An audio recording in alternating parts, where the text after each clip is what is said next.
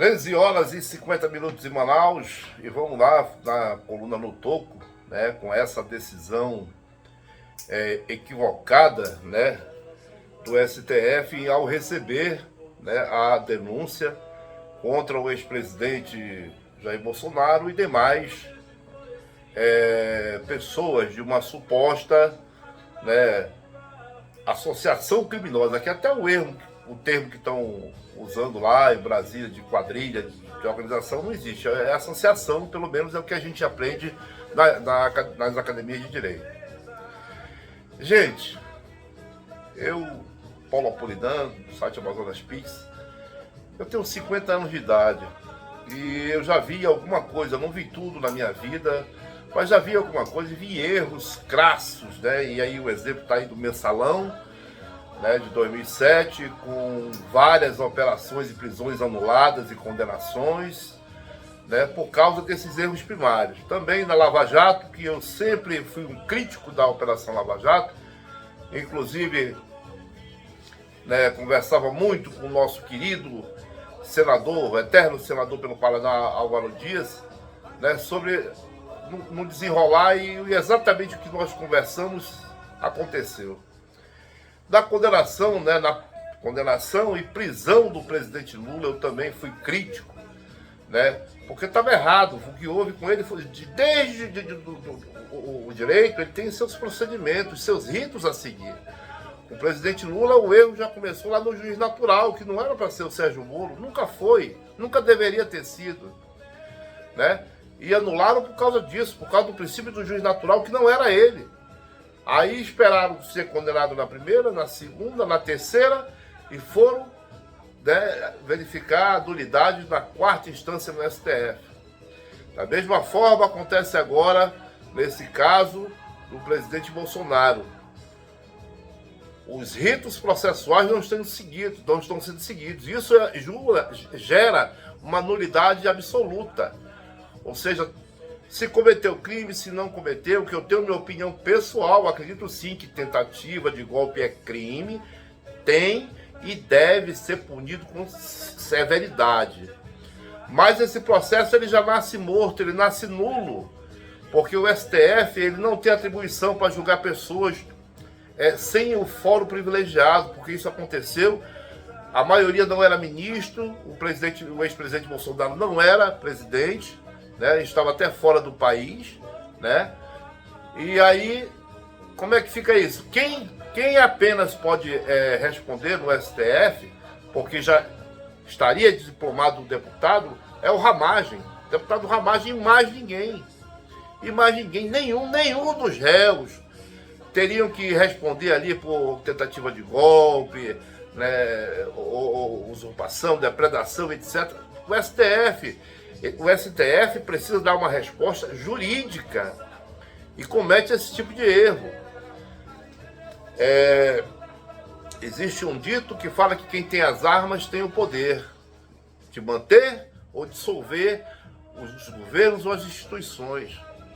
Eu vejo isso como uma provocação, essa é a fala, né? Fica nessa guerra de bastidores, militares, autoridades, aquilo outro, um querendo ser melhor do que o outro. Nós indígenas que estamos aqui há 525 anos acompanhando essas mazelas, qual é a resposta que nós vamos deixar, o legado para as futuras gerações com tantos erros? Erros políticos, erros governamentais e erros jurídicos. Nós não podemos deixar para essas novas gerações esses erros aí, porque, sabe, parece, assim, ao nosso ver crítico de ativistas, de pensadores, né, de operadores do direito, de jornalistas, né? A gente aprende tanta coisa que tem que ser desse jeito, tem que seguir as normas, os ritos, que nós aqui, as pessoas aqui no baixo clero, tem que seguir os ritos e lá em cima não segue. Não se deixe esconder pelas palavras bonitas dos ministros. Ali, primeiro, só quem pode responder ali que tem fórum privilegiado é o Ramagem, né? E no plenário, né, dos 11 ministros do STF, Esse negócio de mandar para uma Câmara do STF está totalmente errado. Até aí, tá aí lá, nós temos, foi recebida a denúncia na primeira turma, né, do STF. Beleza. Aí lá tem um juiz que é parte, né, que seria vítima, e aí já entra a suspeição. O outro era advogado, o presidente da turma era advogado do PT. O outro era o atual ministro da Justiça na época que aconteceu os fatos. Isso não era o Paulo para vir falar. Eles três, os três ministros que são juízes do Supremo já eram para declarar, se autodeclarar. Não precisava nem justificar nada, só dizer, olha, por fórum íntimo eu me retiro. E aí, pelo procedimento legal, se convocaria ministro do STJ, porque eles não poderiam participar nem do julgamento lá na frente. A jurisdição não é a jurisdição. Como é que se vai garantir a ampla defesa, o contraditório, né?